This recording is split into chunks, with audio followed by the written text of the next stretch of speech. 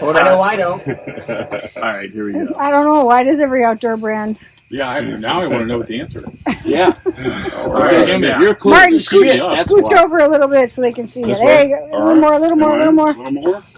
Okay, there you go. You're Right in. there? All right. So we're all in on Facebook Live? Yeah, We because are that all doesn't in. let me control the screen, Right. so. Yeah, you're And all in. You're all good. We're in. Turn And like you're this. recording? Is that good? It's all recorded. All right, Facebook let's Live start. is going. So, welcome everybody. We're going to get this podcast going right off the Yes. bat. No Yes. pre-stuff. We just did the pre-stuff, breaking the barrel. Yeah. So, Right. we're Yeah. going to start recording. We're going to get a 30-second spot that I can hear, and then we'll go into the theme song. You know the drill, right? Oh, yeah. Yeah. All right. Thanks for coming, man. Yeah. Appreciate you being here, Seth. On my side. It's always fun to break a barrel, especially with you guys. That was awesome. Yes. Yeah. A little bit. Okay, so where am I hitting it? How do I hit it? So you're going to want to... Are we live? Are we recording? Yeah, Yep. we are live and All recording. right. With force. All right, we're live right here now. There we go. Do you want a shot of broken barrel first before you're doing Yeah, full? let's do it. Yeah. Let's, like, Right this out is of the broken bottle. barrel. We don't need a glass. Oh, my God. I think, going I on? think Hey. we need a little liquid encouragement. That's You want me to chop? Liquid encouragement? that You is don't- the barrel pick for the festival. Yes. There we go. There you go. All right. Nice. So, we're going to have you, again, one hand here, one hand here. Mm-hmm. You're going to come up high, drop that hand, and get all that momentum, all that velocity down. You're going to break the barrel. I wouldn't worry too much. I think it's going to go quick, but try to go here, here, here, or here. Going in the center, you want to get one of those Sometimes sides buried in. it, right? Yeah. All right. If you don't break that barrel. Oh, you bitch. Hold on. Give me that hammer. I'm not going to use Give me this the one, hammer. though. All right. One more? You better break it. If you don't break it, you're done. All right, it's your turn. What? Get in there. Let the Snatch egg it go up. again. Come on. All right. Come on. High and hard. Come Out on. of the way. High and hard. Okay, Go. okay, give me one. Give me one. Oh, now you want to do I it. didn't know how to do it. What, the lesson didn't, the whole last lesson didn't help you? Oh, no, Hard as you can. All right. well, you showed me how. Wait a minute. Let's flip I it knew to I the other once side. Once I saw that, This is Alan Bishop, head alchemist at Spirits of French Lick. Be on the lookout for our brand new bottled and bond Solomon Scott rye whiskey. Made from a mash composed of 65% rye, 35% corn, and 5% victory malt. This 5-year-old 100 proof rye whiskey is a throwback to early 1800s style rye whiskeys of the Ohio Valley. Named after the legendary Daisy Spring Mill distillery owner turned moonshiner Solomon Scott of Paoli, Indiana. Remember, drink responsibly and never drink and drive. and as you go up, put your No. like Slide this. it down. Start up like this, and at the top, then grab it down so hard. proud that she breaks Perfect. All right. All right, so technique, Seth's thank gonna. you. Got it. Now I'm going towards you. We're going to push it. Oh, you Go broke together, it. Okay. 3, 2, 1.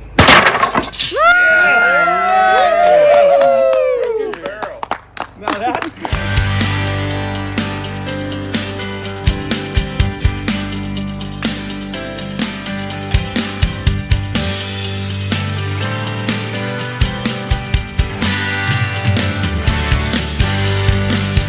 Drinking bourbon, sipping on some scotch.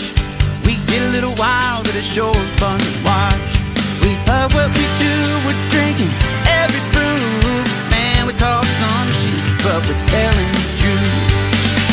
Yeah, we're the Scotchy bourbon boys, raisins in hell and making some noise. Yeah, we're the Scotchy bourbon boys. We're here to have fun and we hope you enjoy. We're here to have fun, yeah.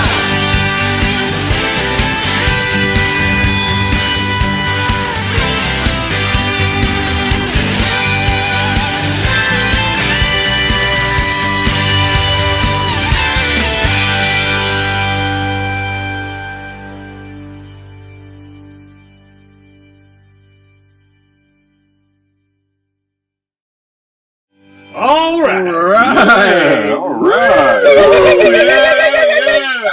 All right. Okay, so officially it's 8:35 on Saturday, but this is my normal podcasting time when I'm at home. But it doesn't seem normal because we're outside in Kentucky. I mean, Yes, we are. yeah, Here at our Airbnb And we've been podcasting since 9 o'clock. early Yes. this morning. Yeah. Wow. but At the we have Kentucky Bourbon Festival 2023. But we have Seth Benhaim here from Broken Barrel Spirits, yes. and had him on last year at the Kentucky Bourbon Festival. That's right. And what a difference a year makes, right? Yeah. It feels fast. Oh yeah, Real it fast. does. Feels like Wow. And actually, in yesterday. that last year, Jeff looks like shit, so it's okay. Yeah, I look Yeah, more it and more. You didn't know, improve anything for Jeff, did it? but our podcast solidified. CT, I think when you were on the podcast, he had done a lot of recruiting, but hadn't been officially Right. But right after that, so now he's a staple on our podcast, and then you got Super Nash still here, and then you got Yep. Whiskey over there. Yep. And we're super excited to have you on again. Yes, we are. Thank you guys Seth, for having me. Yeah, Thank you guys for for having coming me out. back Yeah. And all I could say is we just talk a little bit right about what you do, and you showed us tonight, and let us help swing an axe and destroy a barrel. Yeah, that was when you guys said come out and break a barrel at our house. I was like, all right, fuck yeah, let's do it. Oh, yeah. So Well, Nick was saying it's like when we roll up, where do we put the barrel? I'm like, you don't need the barrel, and you're like, and he was like, what? Wait, oh, you already got one. Yeah. Well, you got three actually. I thought we were gonna break all three, but we only had a few minutes before the sun was We're going going to down. save Yeah. those to break in our own environment. Yeah, you showed us how, Yeah. and it's just like that's gonna the you signed a couple of the staves, Yep. thank you, and then we've got one put back that we're all gonna sign, and maybe we'll auction it off or whatever. But what you do, I think, is such a cool thing. Go again for people who haven't listened before, and started listening this last year. Go through the process of how you got there. Sure. So Broken Barrel Whiskey, we are taking aged whiskey, predominantly from Owensboro, Kentucky. However, we can pretty much source from wherever we want in the continental United States. We're an American whiskey company, so we're not going to source anything from outside the U.S. And we'll take that aged whiskey and we will actually put barrel staves that come from Broken Barrel. So as you guys experienced earlier tonight, it's kind of fun shattering barrels with sledgehammers. So That was Your awesome. job Well, sucks. but the illustration for me is that when we were breaking it, that barrel head on both sides. Oh, you yeah. hit the barrel head there's on one side, and then there's you a hit way it. to do it. But yeah. that is the pieces that go in there. But then when you hit that one part, the whole barrel, stave and all, kind of stay together, and that part was the exciting part. Yeah, so once you get the heads in, then you're going to turn it sideways and actually start hacking at it that way. So, we're doing this with multiple different kinds of barrels, and we're taking staves from, say, a wine cask, and then maybe some French oak, or maybe some used bourbon or used rye barrels, combining that all together in there, and then actually putting the wood in the whiskey. So that's the exciting part about our process, what we do.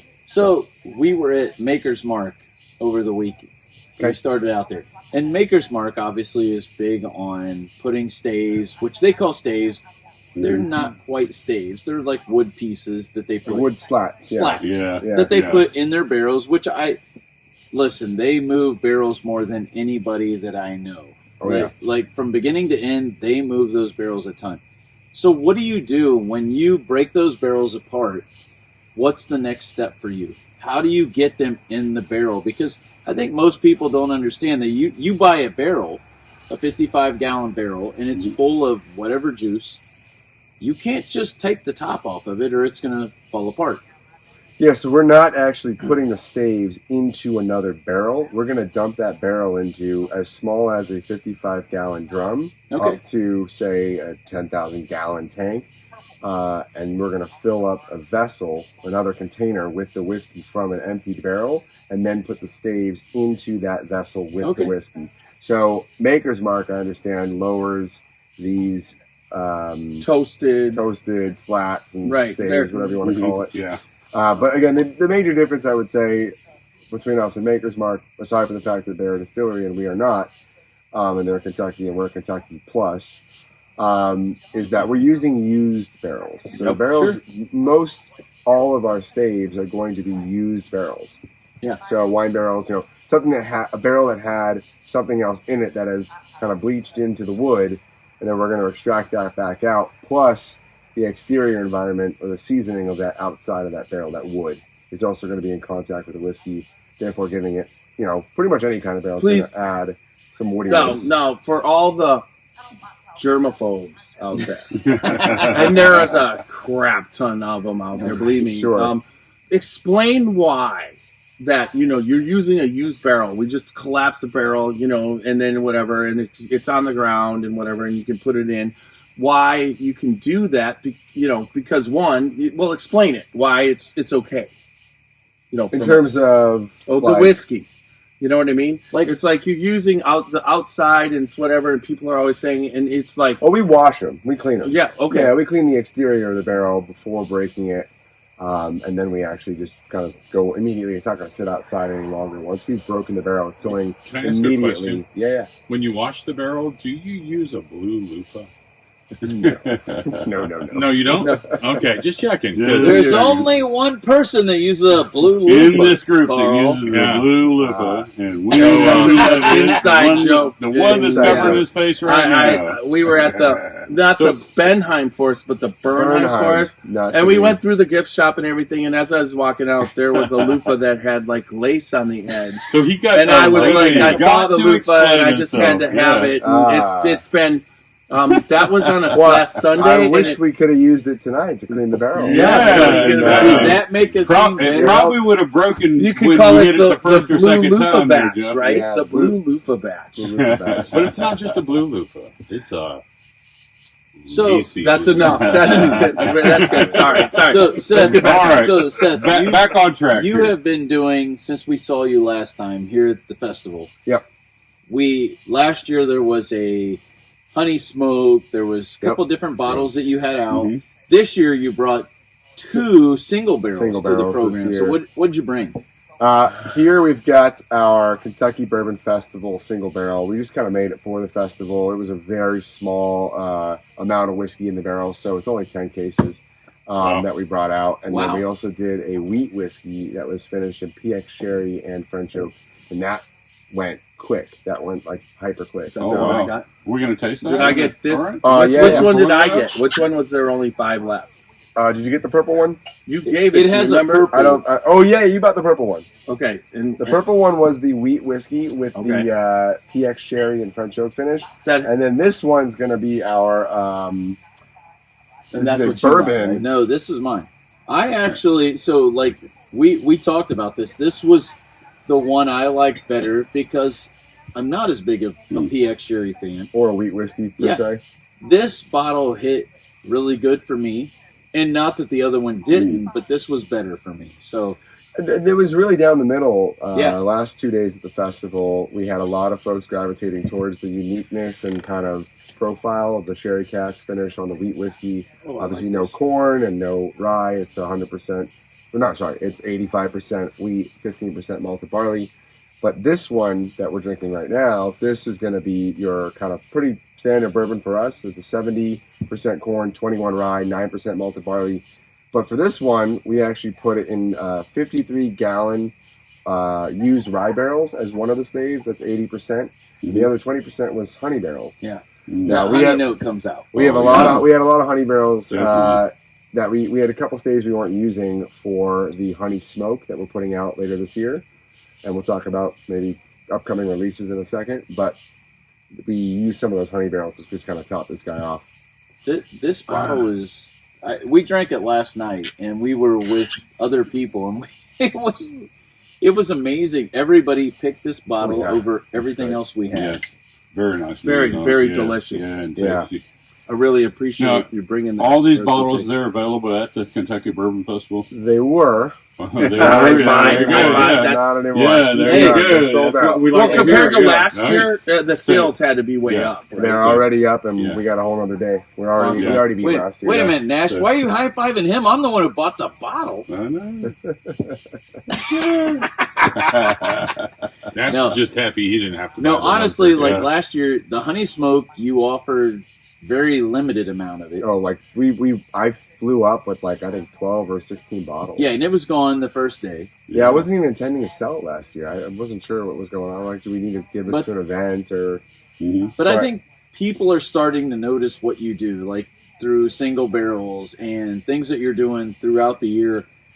You're not oh my gosh, what's this? I think people realize now, they're like, this is pretty good stuff. No matter what he's doing, it's pretty good. Yeah, and it's kind of a reverse process. Instead of putting it into the barrel and finishing, you're actually putting the barrel into it. Putting the barrel into it. Yeah. So that's kind of a cool and unique kind of thing that you're doing there. Yeah, I'll tell you that it was interesting to me because right around noon when things were opening and people were starting to figure out, am I going to go wait in this line or if I'm going to go over here? Mm-hmm. I was just inside the craft distiller gate, which is very close to where you guys are set up. Yeah. And this guy was standing there and he's like, hey, I'll be right back. I got to go to Broken Barrel. I have no idea who he was. I mean, if I were you, I'd pay that guy to keep saying that all day. Because then a couple people are like, what's Broken Barrel? And he's like, oh, just come on. Oh, geez. And next thing you know, there's like 5 or 6 people heading to Broken Barrel. We had a nice line. Yeah, we had a couple good lines today forming throughout the day. We look up and see like, oh, there's 20 people waiting to get in. And they were, patient. And they waited. And we were super happy, super excited to see people come up and just make sure we were giving them the best experience and, putting our hospitality to the test, that kind of thing. Well, what's great is that you're back there. I mean, people have to come to Kentucky Bourbon Festival because you get the axe, the axe hammering, smasher, blender. There. Well, we had the axes at the table, so we had a lot of people taking pictures with the axes, which was really kind of fun. Yeah. So people were crossing them like they have on our neck label, and they were, doing poses. And so is that going to be awesome. Your new merch? Oh, we're always going to have those. These axes are here to stay. We're going to have, we'll make some new ones. And like we were talking about, one of our plans is to actually melt down some metal barrel rings and take that and go form our own sledgehammer out of it. Oh, yeah. And that's part of the experience, too. And when people come to events like this, they want, more of just an experience of just a taste of the whiskey. When you can add something like this to it, that just adds to their experience. And, they just get some more excited, and they're just, So I'm just going to say that for next year, and Randy's, I agree, might be listening. You're headed the same direction as I am. Yeah. Next year, you need to have a ceremony like at the stage where you're breaking barrels. Yeah, a breaking barrel, so you got independent stave company. People see you making barrels, and then they should they make them, and then they roll them over to you, and you break them. Because I think it's a marketing thing for you that I think works really well. People see you breaking barrels and they're like, "Oh my God, what is this?" So if they let me do that next year, I think that would be an absolute if we had an area. Well, you just did the demonstration for us, and it's just you don't need that much space. And but I know, but it's cool. So if you wanted to do that with a marketing tie, I would definitely ask for a demo on a stage. Yeah, if they let me do it, or at our own booth. Like if we got a 20 by 10. Is whatever you break is what's going to be in the next year's Kentucky Bourbon Festival single barrel. What a you have to bring your blue loofah. Yeah, to watch the barrel. Don't bring a blue loofah. They will be like, "What the shit is wrong with this guy?" Yeah, exactly. But these are all great ideas, though, guys. I do think that people seeing you break it. Oh yeah. So last night you were at the lodge and you were breaking barrels, and I got it on Facebook, Instagram. And people were going nuts. I think it was not last night. 2 nights ago. Friday night, yeah. Or Thursday night. Thursday night. Whatever night people were going nuts, like posting it. Seth's out here breaking these barrels. And they were like, it was such an invigorating thing. I think that at the festival, it would be the same. People would be like, oh my God, we got... You wouldn't have enough bourbon to sell. You wouldn't have enough bourbon to sell. We have to figure out how to get people... And I think we should do the whole thing. I think we should actually wheel up or roll in a barrel full of whiskey and dump it into the container, like a 53-gallon drum, and then actually take the barrel staves on the stage, put them in the actual whiskey right there, right in front. Do the whole thing. Yeah. We can do it. Yeah. We can bring all that with us. And then get some Vendy people. Well, just guess what? You know, because you're based out of, even though you live in California, you're based out of St. Louis, so it's a lot easier now. Well, yeah, you're Nick, just close. Nick can actually, like we did for this trip, he could go pick up a barrel, say from Green River, one of the ones that we own. Or just have Aaron just drive it up Just for you. bring us more barrels. We'll have someone drive it up on a truck, unload it, roll it, get it over. How ironic is that Aaron brings us the barrels and From Green River. Did you say hi to Aaron today? Yeah. Aaron? And a good shout out to Aaron. I saw here Aaron from briefly Green if River he's watching. to bringing the barrels out here. I didn't get to drink anything special, so hey, thanks, Aaron. Yeah, for sure. But these are great ideas, though, guys. I love it, and I think next year we have to figure out how to break some barrels at the festival. At the festival, and do it live. It's what you're. It's your. Promote you even more. Yeah. Oh yeah. So, I think that'd be great. Yep. It's a great process. Really. You guys are enjoying the festivities this weekend, awesome. and everyone's doing well. Yeah. Yes. Good. How about you? Very much. Oh man, I'm a little tired. It's So yes, absolutely. we're doing it ourselves this year, so we're pouring every sample. I'm explaining the brand 800 times in a row. Yeah. So So it's a lot like Did you having bring a any tour. swag with you? Here Like tonight hats? in the At show, the festival? we have shirts, just shirts. Shirts, okay. Yeah, we didn't bring too much swag. We don't have a ton right now. We actually deployed a lot of it into some distribution houses because we're doing new marketing. So there's a lot going on with that. Okay. But yeah. Cool. Well, definitely. So anything new coming up? Yes, we have 2 releases that'll come out the rest of this year. One is going to be the Honey Smoke Reserva, which will be the 6-year version of this in the black bottle with the yellow label, and it will be October, like late October, early November, hitting markets. And then we have another really cool project, which is a collaboration between us and a small spirits maker out of San Jose. It's called Black Hirte, and it is a coffee liqueur. Oh. Yeah. Is it tequila? No, it's actually coffee. It's a coffee liqueur. Nice. Hirte, black heart is what it really means. And the black heart is going to be a coffee liqueur barrel finished whiskey. Oh my gosh! So I gotta you're ask. Going right at my wife. You're going to break my pocketbook. My wife's going to be searching for all those. Super good. We actually brought a few bottles and poured them Thursday night and Friday night. So I gotta ask, because last year we talked about this. Like, I'm a tequila guy. You like tequila. We like mezcals. Tequila, yeah, absolutely. Not so much at this guy. He's getting reprimanded for bringing tequila. But listen, no, I'm so just kidding. like, so there's He's gonna be suspended where for 3 is podcasts. for you for Broken Barrel? When have you thought about taking those mezcal barrels and putting them in a bourbon?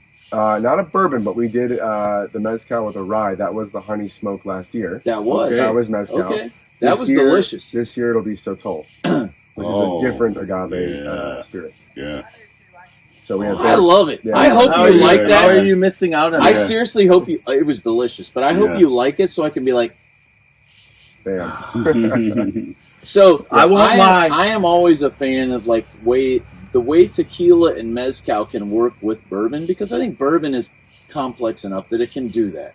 I think the mezcal adds a layer of smoke, which I like, and it's honey smoke.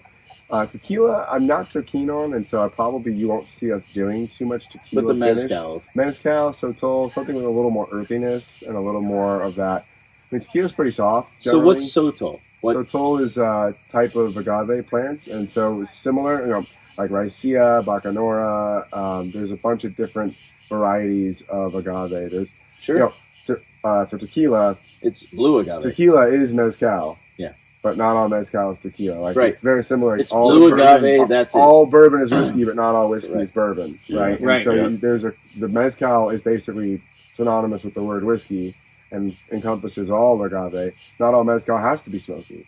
Correct. So there's a lot of different nuances that you look for. And so when we find or look for these different types of barrels, I want that earthiness and that sort of, smokiness that you might get from something a little more off the beaten path. Yeah. But excellent. So what inspires you? Like, like look at something and say, hey, if I smash that up and stick it in this liquor, I mean, do you really? I mean, is it intentional, or do you like pick up something or see something? I mean, what's the process? You definitely see a difference between stave finishing and traditional barrel finishing. There's no question. If you were to take the exact same barrels of, say, I don't know, let's pick one.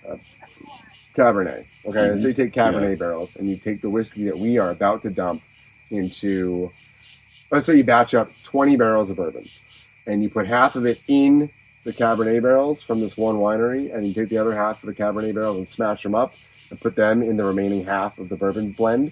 So you have the exact same base bourbon. Right. Guaranteed, you're going to have a much more profound and rich and differentiating taste profile from the stave finish versus the traditional barrel finish. Wow. Well, so, just because you have the outside of the barrel. Face. But that's double the face. And I imagine it'll be darker too. I fully expect a more red color or red hue from an interior only, because it's only going to be in contact, that bourbon base, with the red wine finish of the interior.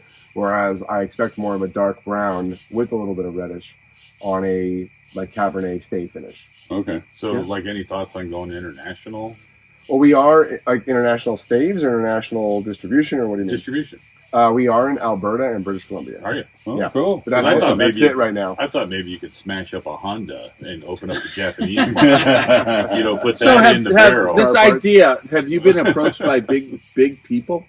To use their stuff? Yeah, well, obviously, what you're doing, smashing and using the used barrel staves, is unique to the industry. Yes, right? So, and if somebody else does it, they're copying you, right? Yeah, if someone else takes a hammer and starts breaking up barrels, that would be quite obviously, right.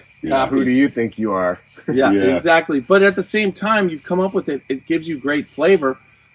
I mean, just like anything else, like people are buying all the different. First, you'll hear about most finishes go in waves, right? Yeah. It's like all of a sudden everybody's doing a rum finish and everybody's doing that. So many Amberana. So what do you? Amberana, right. But are you seeing that there'd be a wave of everybody just disassembling them and then throwing them in for more flavor? I believe there are companies that are getting into multi-stave finishes from used barrels.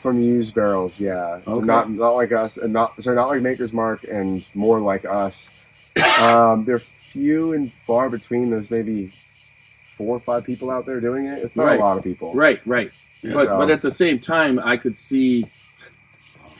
I mean, it's delicious. I mean, there's no doubt about it. It adds a flavor and everybody's always looking for the next uniqueness, right? Yeah. And it's you're proving it's accepted, whereas maybe 5 years ago this would not be as accepted as it is right now because you've evolved it. But that's what whiskey drinkers are looking always for, the next really good tasting thing. Timing is right. I agree. This would be a much more challenging brand to be building in like 2005 or 2010. Sure. I think they'd be just yelling at you. This is not bourbon. It is, but it's not. They're purists. I know. Everything you're putting out though is good. Yes. Americana, I mean, whatever it is, it's good. Whether it's a single barrel pick, whether it's the pick for this. Today we were standing there with those people and we were like, hey, you need to try the black label. The barrel proof. Yeah. And that's always, is it 115 proof? Yeah, they're cast strength. Oh my gosh, that bottle is so good. And that's our world's best. Our world's best. It literally, like, people walk by that and they're looking on the shelf, I feel like, for certain things. And I'm like, if you don't have that, you don't even know. Yeah. It is delicious. And you're referring to our cast strength 115, which is our black and yellow label, and that's going to be the bottle that we won the World Whiskey Awards. We got the best Kentucky finish bourbon. Dude, it's awesome. All right. Congratulations 95% of bourbon coming from Kentucky. Yeah. And so I would say 95% of finished bourbon probably coming from Kentucky. Well, and most of the people that I talk to, whether it's you or anybody else, and I'm not going to say names, but they're like, Kentucky bourbon does something that is way different than a lot of other things. Like Sure. it makes a flavor, and that bottle, like you get that. Yeah, this one here. That's Oh, awesome. well, even the 115.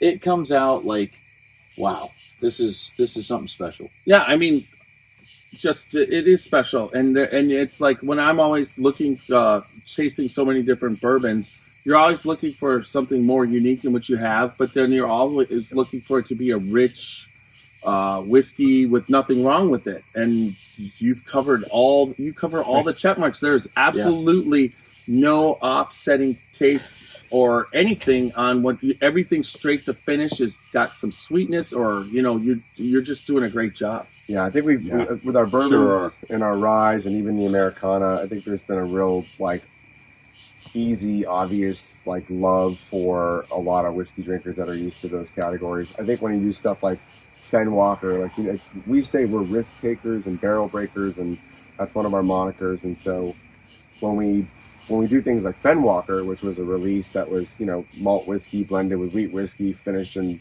Scottish peated Islay cast staves, people were like, I don't know about that one. That one's like, that's maybe not my speed. I'm a bourbon drinker. I'm not drinking this peated Scotch style American, whatever the hell he's put together.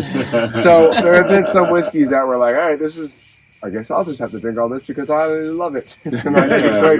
It's my style. I'm a peated Scotch drinker, so why would I not love it? Yeah. But I think that's where you have to go. You have to try new things, and that's where you get crazy ideas like coffee liqueur finish or Mexican red wine finish or all these kind of fun things that we're working on. So, we're just always trying to be different, always trying to do new things. And that's what it's about, is bringing variety, and because there's so many different palettes out there, and you got to bring a little bit of different stuff to, everybody's got a different palate, and, and just, to try to satisfy everybody, you can't do that. Yeah. So if you bring a variety of stuff, we will continue to do that. That's not going to change. Yeah, we'll keep trying new things constantly. I was talking with Fred No today, right? Okay. And he was talking about what Freddie was doing before they built the craft distillery. And it's like they got 40,000 gallon fermenters.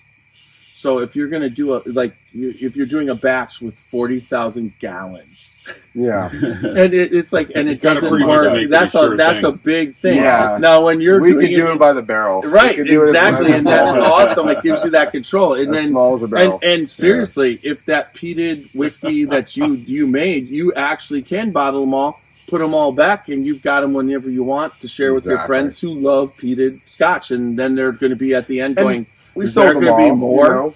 Is there going to be more? When are you going to make more? Because those people are intense fans. Yeah, we do have fans that do. We had a guy that bought a case of Fenwalker. He loved it. And he got it. And so when we find those people, we're a little more calculated now and reaching out to groups. And we usually pre-sell most stuff now. So it's not like we'll send samples around and people will try it and go, oh, this is really good. I'll take that barrel. And so the barrel's sold before I even commit to fully finishing or bottling or anything like that. So any stout finishes in the future, because you've done that before? We've done stout before, yeah. If we do a stout, we'll do a collaboration where we'll put the brewer's name on the bottle. It'll be a collaboration bottle. Okay. I have that bottle.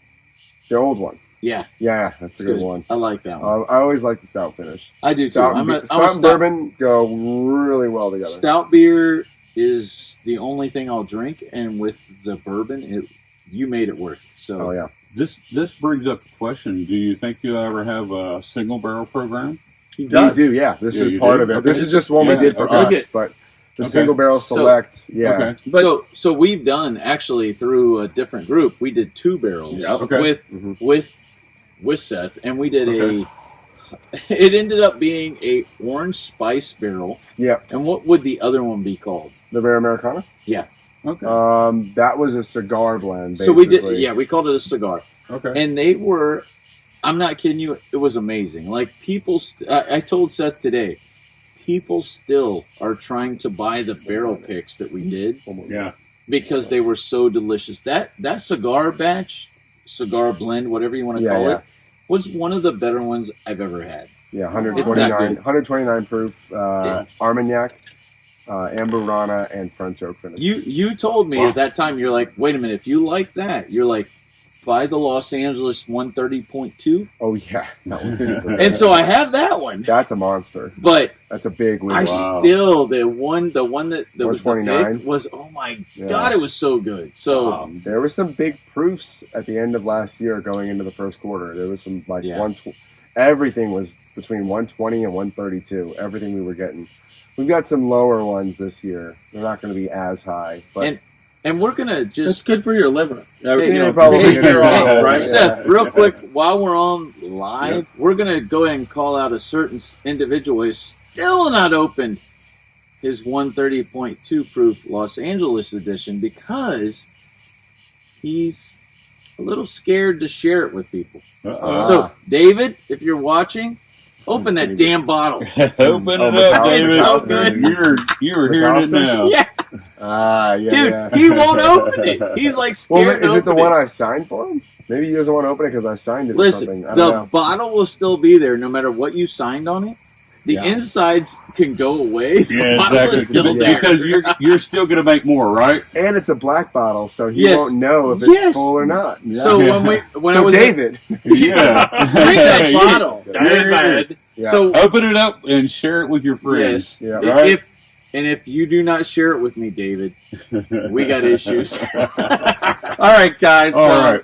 Seth has given us our time. He's broken a barrel, and dude. It's great to have you here. It was a blast, guys. Yeah, thanks so much. For just coming out and just everything and just sharing. We'll do this every year. And, it'll be an annual thing. All right. That sounds great. We're gonna remember www.scotchybourbonboys.com for everything, and then also we're on all social media and all the major podcast platforms. But also remember.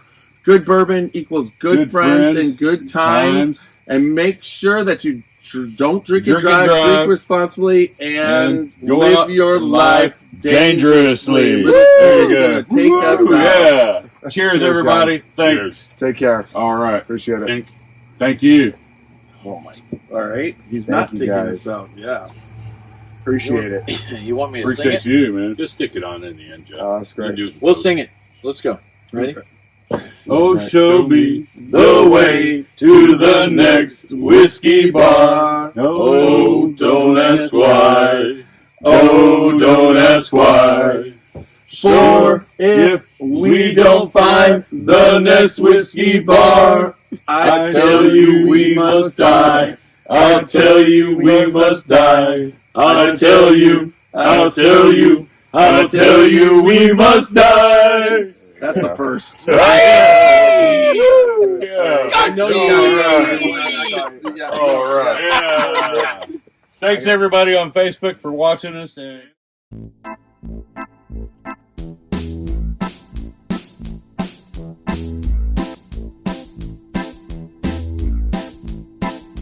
Oh, show me the way to the next whiskey bar. Oh, don't ask why. Oh, don't ask why. Show me the way to the next whiskey bar. Oh, don't ask why. Oh, don't ask why.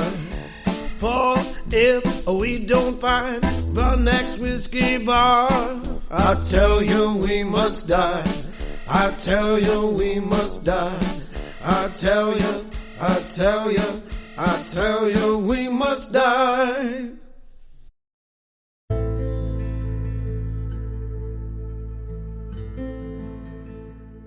Hey, Scotchy Bourbon Boys fans, this is Alan Bishop, Indiana's alchemist of the Black Forest.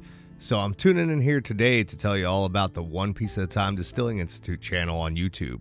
If you're at all interested in the art of distilling, whether it be home distilling or professional distilling, and the intense geekery that goes into that process, then check out the One Piece at a Time Distilling Institute on YouTube. I promise you're going to learn something you didn't know before about the arts.